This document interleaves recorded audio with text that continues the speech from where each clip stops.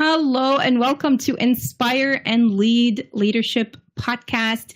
And today I am meeting with Darren Mann, who is quite inspirational. I met Darren on a Facebook group through the John Maxwell team. So he is a part of, as I mentioned, he's a part of the John Maxwell team. He's a certified speaker and trainer with John Maxwell. And he has over 14 years of project management experience, and not only experience, but also success. He excels in high-risk projects and extends his expertise to speaking and mentoring. He has done over 50 engaging sessions through his work and through his certification with John Maxwell. He is also the co-founder of a project management community at Simon Fraser University, fostering growth and collaboration amongst over 140 professionals. So welcome, Darren. Thanks for joining us. And do you remember you're on mute? How are you? I'm doing well. Doing well. Great to be here. And thank you for having me, Naga. Of course. Thank you for bringing your expertise here, because when I first met you, I think I told you this, I didn't know anything about project management, and I started learning piece by piece what that is. And I know, even though your experience is 14 years or over 14 years of project management, I'm going to ask you about this. But first, I have to ask about the John Maxwell team experience. So can you share a little bit about your journey as a John Maxwell certified team, not a team, but trainer, coach, and speaker? Yeah, pleasure to share. So leadership is extremely important to me. As John Maxwell says, everything rises and falls on leadership. Another quote that I heard from the Maxwell leadership team is that everyone deserves to be led well.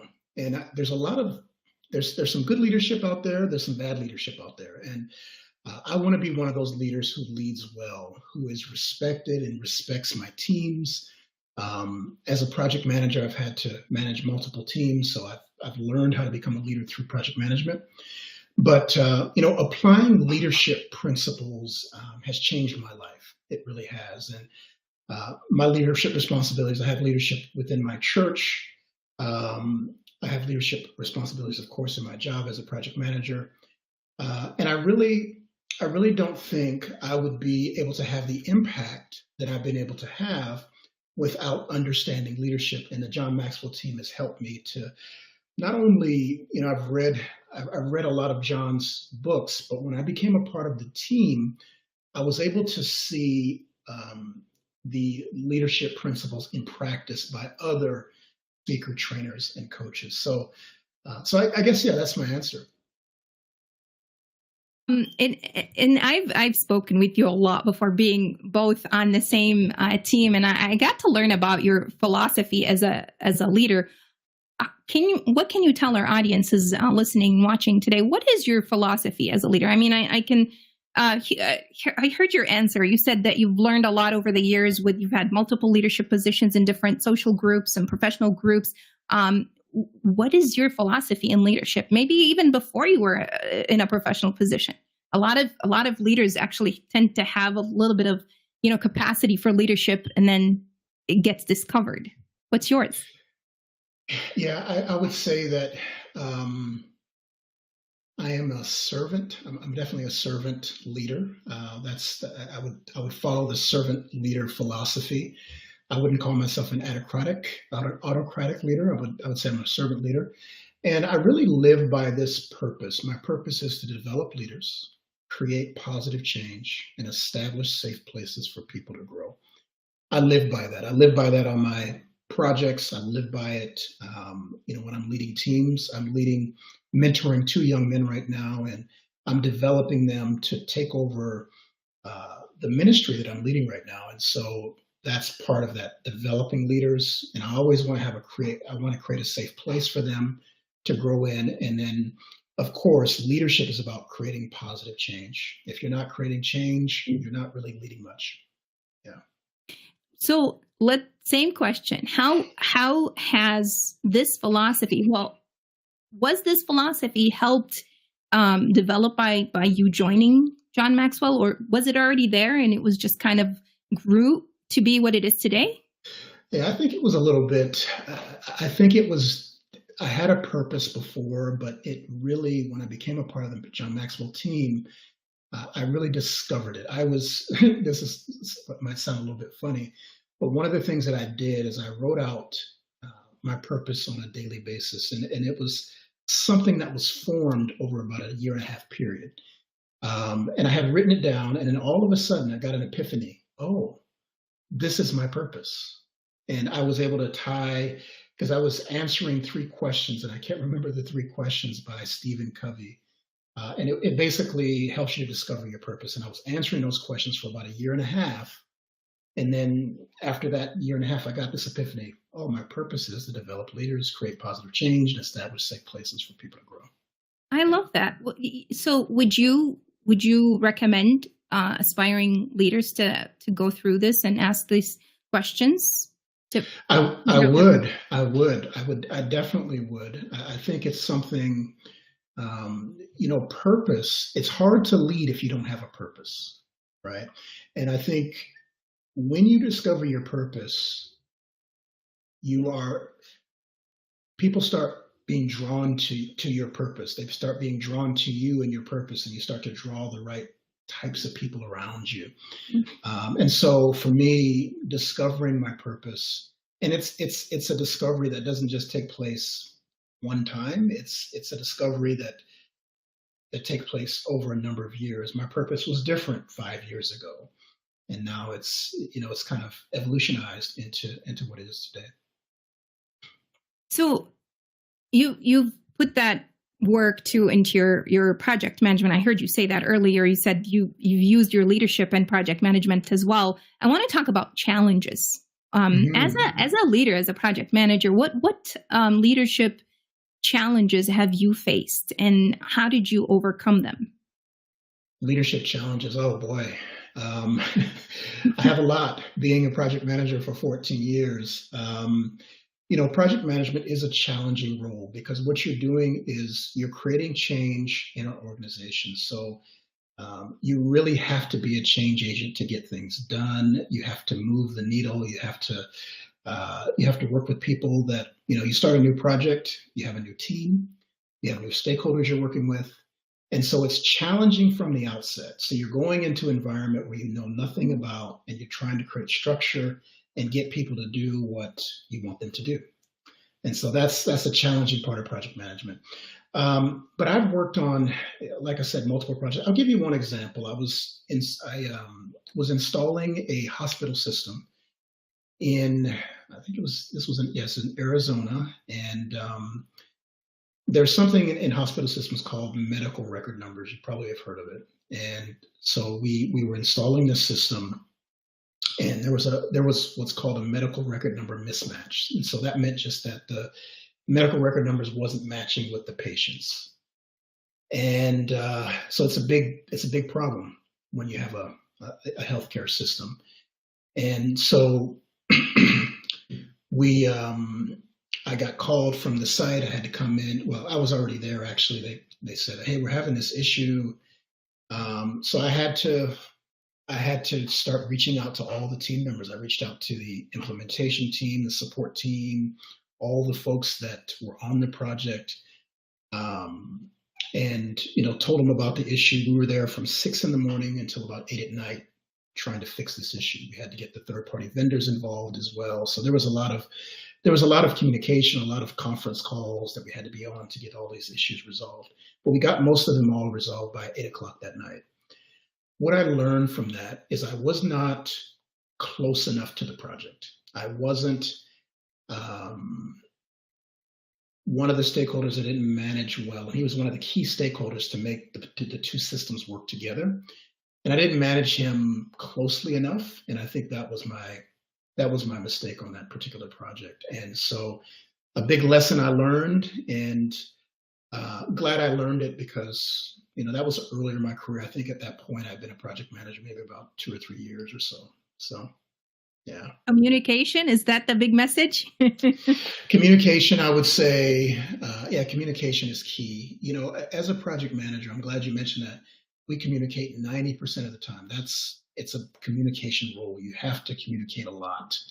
And this particular stakeholder was a little bit challenging, and those are the ones you have to be closer to as a project manager.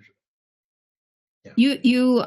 And I mean, this message of communication, because as you were talking, and I'm thinking about I was able to relate to you do workshops on this now, right? Yeah. Can you talk about those workshops that you do on communication? For sure. So based on being a part of the John Maxwell team, I do what we call a mastermind workshop on a book called Everyone Communicates, Few Connect by John Maxwell. And I do two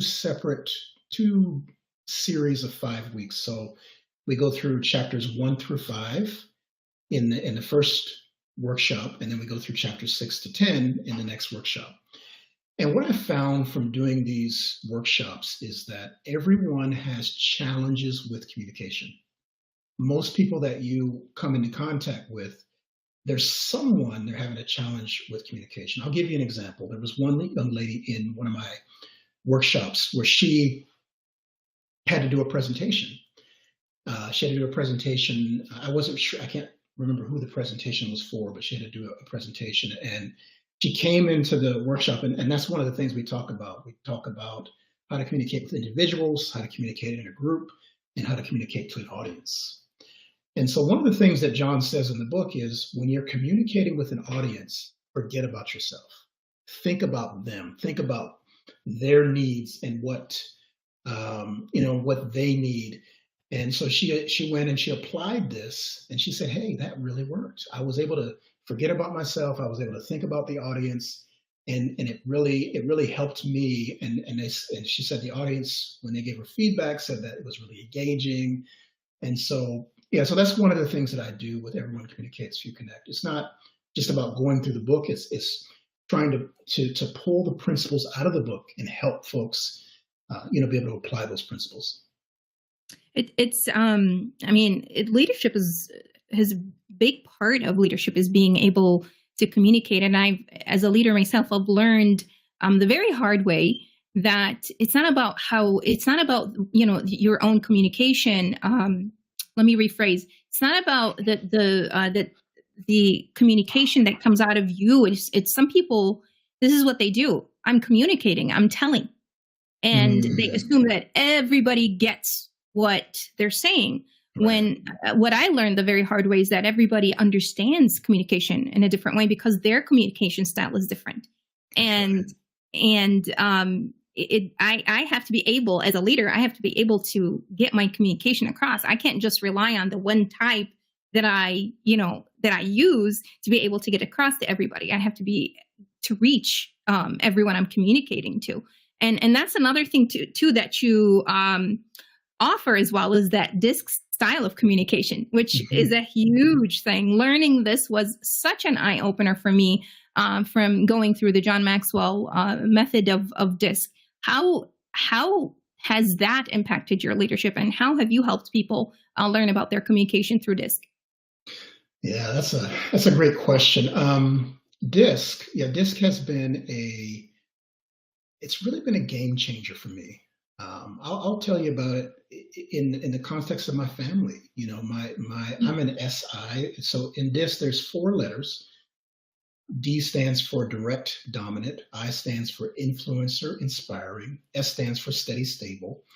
And C stands for compliant, control. So the C's are the more detail-oriented. I's are more of the communicators. They're the talkers. S's are more the steady, stable type. They don't like things to change. And the D's are the ones that are out in front. They're very direct. They're very dominant. So I'm an SI. And so I'm steady, but I'm also an influencer. And my wife is a CS, which she's very detail oriented. That's her first letter. Likes control and likes things to be in a certain place. And then she's an S, so she's a CS. And so learning about DISC, I learned how to communicate better with her. So I had to learn how to communicate things to her in detail. So she wants things in a detailed way. So I've had to learn how to say, okay, when I'm giving her an idea, my second letter is an I. So when I'm giving her an idea, that I am really passionate about, I have to let her know more about the details. I'll give you one example. When I became a part of the John Maxwell team, I had to, I put together a presentation for my wife that had the actual, the cost and and what the program was about and all those different things. And she was like, I can't believe you put all this stuff together for me. But I knew her personality type, right? I knew that her personality type needs that kind of information. And so I've learned, and even more when I've gone through DISC, I've learned more and more how to communicate with her and also how to communicate with colleagues at work as well. Do you ever wish that everyone you worked with had taken that assessment, the DISC assessment, so you're able to learn their communication style and be able to, I don't know, manage your work better? What do you think? I do. I do. And I've actually had some of my fellow project managers that I work with, I've taken them through a DISC workshop. So I did a DISC workshop for our BAs and business analysts and project managers. But I will say that with DISC, because it's really easy to understand, you can actually walk into a room and you can start communicating with the person and understand, oh, this person is probably a D, or this person is probably a C. They want all the details. They want, or this person is an S, or this person is an I. So you can kind of pick up, because it's really easy to understand. Like Myers-Briggs, you have to understand 16 types. With DISC, you have to understand 4. And if you can understand those 4, you can kind of see like, oh, okay, this person, they probably have a little bit of, an I in there, and they may have a little bit of an S, or you can kind of pick up on it. But it's nice if they go through the assessment. And one of the things that I do is when I'm working with my clients, coaching clients, I will take them through a DISC assessment, have them take this test. It's 24 questions. They take the test, and then it tells them what their personality is. And I'll do what's called a DISC debrief. And that'll walk them through at a high level what their personality is. We get from the John Maxwell team, there's a 30-page report that is given to the client, and they can actually go through and read through that report, and then I will explain certain things, and it gives them more insights about themselves. So, and it was a big shock to me too, to find out that I had an I in there in my personality assessment. I didn't think I had it in there. And then I started believing it. How awesome. I just love DISC. And like you said, I think over time with the more you use the DISC style of communication and personality types, you actually start picking up on just walking into the room, talking to people, you'll see the different personalities, which is amazing. I do hope that a lot of people actually take the assessment, because it is more accurate, gives you more information than when you're just kind of using your own knowledge of it. So, Darren, how do you stay innovative and adaptive in your leadership approach within your business environment, whether you're yourself as the project manager or the coach, trainer, and speaker? One of the things that I watched a YouTube video by John Maxwell that really it was a transformational teaching for me, and he calls it the rule of 5 for leadership.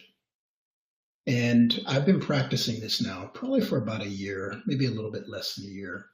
The rule of 5 for leadership, and that rule of 5 is, and these are things that he mentions that you should do every day as a leader, and this will raise your what John calls your leadership lid. So this will make you more effective as a leader. So the 5 things are: number 1, every day lead yourself. You can't lead anyone else until you learn to lead yourself. That's number 1. Number 2 is add value to someone every day. Seek someone that you can add value to every day. And I think that's a big, big part of leadership, is adding value to others. As I mentioned before, it's not about me. It's about how many people can I help? How many people can I add value to? So that's number 2. Number 3 is to study leadership. So it's one thing to read books, but to apply the material and to reflect on it, study the material that you're learning. And number 4 is to practice leadership. So get into environments where you can actually practice leading. I practice leading every day in my family. If it doesn't work in my family, it's not going to work outside the family. So I practice it there. And then I lead a young adult group for my church, so I practice it there as well. So I have opportunities to practice leadership everywhere I am. So that's number 4. Number 5 is grow yourself intentionally every day. So grow every day. What I do is in my lunch break, I take a half an hour and I will read either a chapter of a book or a blink. A blink is usually about 15 minutes. So I'll read a chapter or a blink. And then what I do is I take that information and I put it in, I find the key quotes, put it into my quotes database, and then I will practice, or I use John's, another one of John's techniques called ACT, which stands for apply, change, teach. So I will apply something that I learned, I will change something that I'm doing, or I will teach something that I've learned. And so that's how those rule of 5 really help me. It just helps me to remain innovative because every day I'm doing those things. Amazing. Wow. Really amazing. And I'm a big believer in growing myself first. I can't go out there and teach things that I don't practice myself. That's and right. The second thing that I constantly tell people is that you can't call yourself a learner if you're just reading or watching or listening to something. You actually have to go out there and practice it. Put it to work. See how it goes. And then you'll be able to learn so much more when you're practicing. So amazing advice. I want to go back just really quickly before we close. Back to your communication workshops or masterminds. I keep calling them workshops. Forgive me. Your masterminds. You do have a free mastermind that you offer, or is it just the 2 masterminds? Yeah, I have what I do is I have a free lunch and learn that I offer. So a lunch and learn is basically I'm giving a talk on the same book, Everyone Communicates, Few Connect. Mm-hmm. That is a free mastermind, a free lunch and learn that I offer. It's about an hour long, and it really is. It really talks a lot about the book, about communication. And then that leads into a 5-week mastermind. And those are hour sessions, and it's smaller. So the lunch and learn can be up to about, could probably be 200 people, but I usually do those over Zoom. And the masterminds, we break that, it's probably max about 10 people in the mastermind groups. And then we meet on a weekly basis and we talk about the book. So that's really where you're going to actually be able to apply the material, is going through the actual the mastermind. That's you're reading a chapter together as a group, and then you are coming back and discussing that chapter. And I'm facilitating the discussion, but that's really where you get the gold, as John Maxwell would say. It's gold when you can actually, because what happens is if you're in a group with 10, you're getting perspectives. Someone else has read the same book, but you're getting a different perspective, and you're going to learn so much more that way.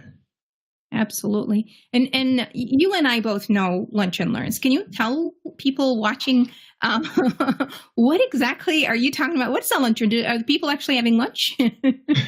Well, it could be. Yeah, it could be. If you have it at lunchtime, it is, people are sitting at their desk having their lunch and you're doing a talk. So it's basically like usually my Lunch and Learns are about a 45-minute talk on a principle. Like I said, everyone communicates, few connect. So I'm talking about it. I'm teaching them the principles in that book.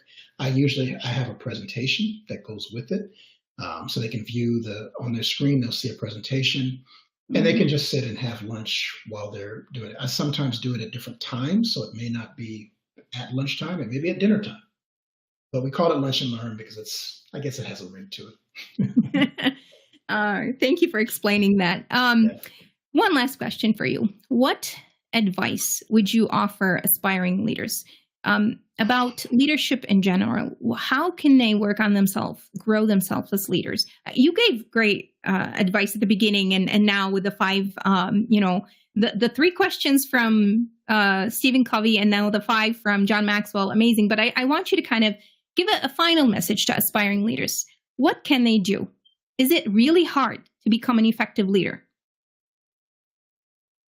I think leadership is hard. I'm not going to lie and say that it's easy. It is hard, but I think leadership takes a lot of different skills and it takes experience.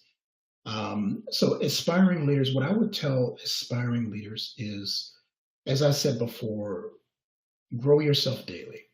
All great leaders are readers. They grow themselves on a daily basis. They're constantly learning. And part of that growing, as I said before, is reflection. So reflecting on what you're learning, good and bad experiences.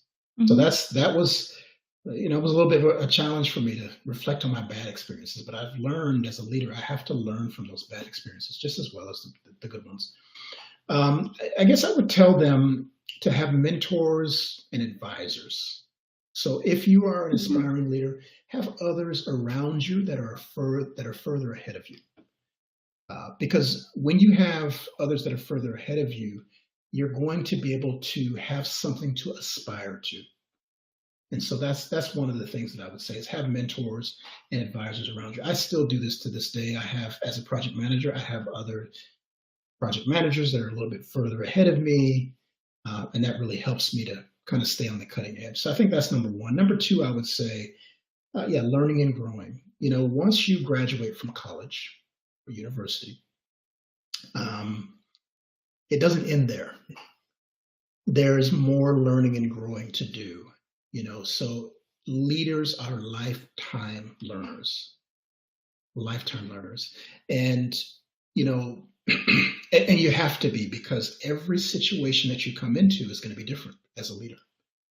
I read in one of John's books called The 21 Irrefutable Laws of Leadership. He says that he was speaking to a young man named Brian, and Brian was really eager to learn. He was really gung-ho to learn about John's, he was at one of John's talks, and so John pointed Brian out, and he said, Brian, he says, you're only about maybe 19, 20 right now. He said, if you will grow yourself intentionally daily for the next 20 years, people will come to you to learn about leadership. They're going to want to learn from you. He said, but you're going to have to be intentional about your growth. And that's one thing that I would leave to aspiring leaders is you have to be intentional about it. It's not just going to come to you. It's not just going to, you're not just going to be able to, wave a magic wand and it's all going to work out for you. No. You have to be intentional about being a leader and growing as a leader. That's what I keep telling people. There's no magic wand, unfortunately. Amazing advice. Thank you so much. And I think the one thing that I would add to that from my own experiences is that don't be afraid of failure. And of course, I learned that the hard way, right? Nothing comes easy. Like you said, leadership is hard, but open yourself up to learning from the experiences that you go through rather than shutting yourself down and just saying, I don't want to fail again. Failure actually brings about experience and builds on that leadership growth builds onto your personality and your professional personality as well. And you've got this experience to kind of go back to and use, right? You were talking about the success stories. Having failure in your life is actually a success story, because then you can say, this is how I learned from that failure in my life. That's right. Yeah. And that's how you grow as a leader. Great advice. Thank you so much. Phenomenal advice. I have not had the opportunity to actually attend your Everyone Communicates View Connect Mastermind, but I did attend your other workshop. Remind me the name. The Prosperous Coach. Yeah, just nailed it. Yeah. And I'll tell everybody watching tonight, amazing workshop. And I'm looking forward to the coaching that we're going to work on together. And if anyone is interested in attending any of the workshops, you offer your workshops on your website, right? That I keep popping up right here. Yes, I do. Yeah. So check them out. Sign up for one of the workshops or the disc debriefs. I think this is an opportunity you cannot miss out. And I'm sorry, I don't care how much experience anyone would have. There's always more to be learned from someone else, from another leader. I've learned so much from you, and I'm very happy to have met you on Facebook. Thanks for that opportunity. Thank you so much for bringing your experience tonight. Any last words you want to say, Darren? Yeah, I would just, want to thank you, Nagam, for having me. And for those who are out there who are aspiring leaders, I would agree with Nagam. Every time you get in the room with other leaders, you're going to learn something. You're going to grow, and put yourself out there. Take some risks, and that's how you're going to grow. Taking risks. I've taken a lot of risks, and I generally recover. I've recovered from all of those risks. So it won't kill you. It'll make you stronger is what I've heard. So yeah. Absolutely. Get out of that comfort zone. Yeah. That's right. That's the only place where you actually learn. Take risks. And like Miss Frizzle said, from the Magic School Bus, I love this lady. Take risk. No, what does she say? Make mistakes, get messy. There was one last phrase I don't remember, but that I used to watch her as a child, and I learned to learn, you have to take risks. So thank you for saying that, Darren. Thank you so much. You've been a great guest on tonight. And those of you watching us, do not miss next month's episode with Randy. You got to pronounce his name for me, Darren. How do you say his last name? Quinonius? Is it? let me see. I gotta see it here.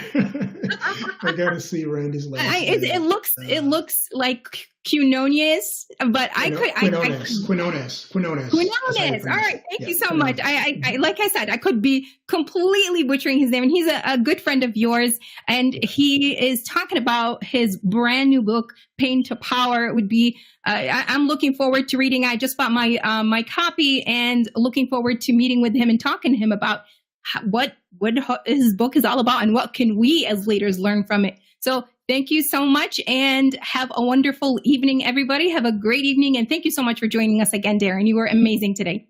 Thank you.